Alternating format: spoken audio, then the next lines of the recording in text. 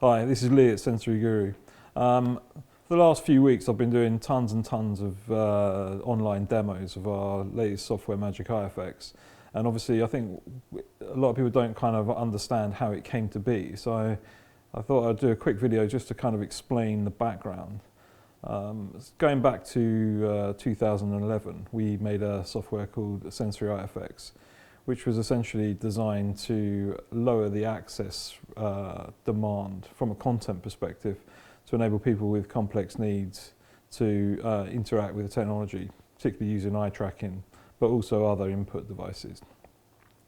Since then, we've been kind of working on a whole variety of different technology solutions. And as things have advanced, we've got better and better hardware coming through from companies like Tobii Dynavox, whereby we've been able to maximize the use of their eye tracker, taking things like head position, eye tracking, analytics, and a whole variety of different things that their eye trackers allow us to get hold of.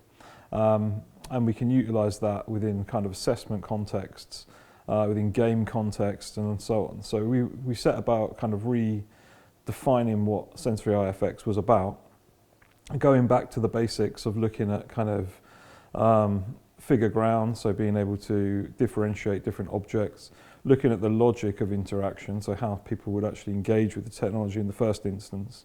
So we have that kind of the eye creates the stimuli kind of concept in the first instance. So you look at the screen, it generates something in the screen, and take it from there.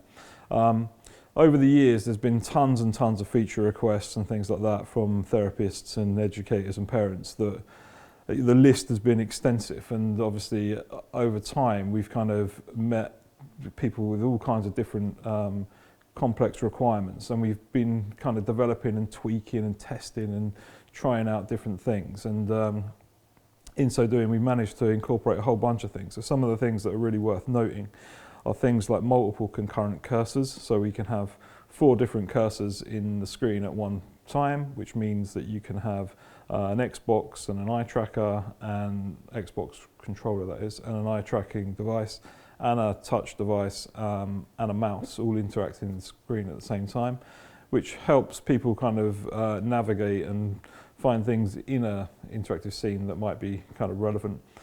We've looked a lot at kind of recording the live screen. So we're running like the live camera feed, and over the top of that we are recording the gaze data. So we can see how people are actually observing things that are going on in their environment, which tells us a whole heap of things about receptive language function, whether or not someone's understanding the flow of communication, how sequencing works for them.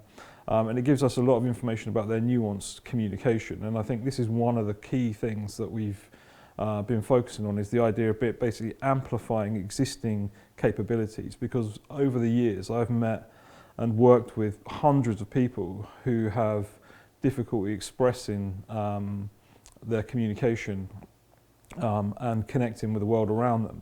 And often we find that through using a technology-based solution, to some extent we can find ways for them to demonstrate their existing capabilities and enhance that.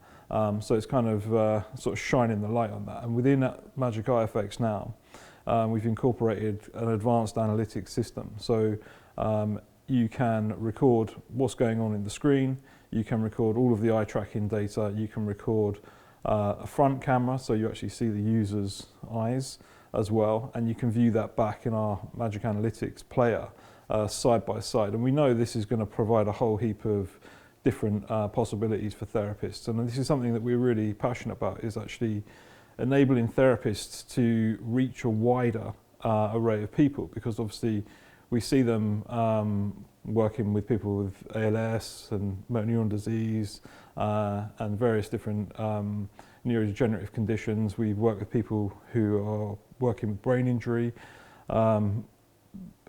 even ASD, and a whole variety of different access requirements, communication requirements, people with sensory needs. And we know that having a fully equipped kind of toolkit whereby you can reach for any access device and it's going to work within a single kind of app environment is really important. So we're looking at that, and the main thing that we're kind of trying to pass over here is authorship. So obviously when you develop software, you focus on putting in different features that you think people are going to find useful. Well, in our world, we work with people that are so complex that we never have the feature to hand. So what we've done here is we've basically adapted our technology engine to enable facilitators, caregivers, therapists, educators to actually author content for the end users. So you can work with specific people, learn their communication style and adapt applications and experiences for them that incorporate all of the things that they would already be likely to want to interact with. So it's kind of starting off with the arousal concept, getting attention by way of using content that is of interest to them, and then expanding out from there. So this is kind of what IFX covers.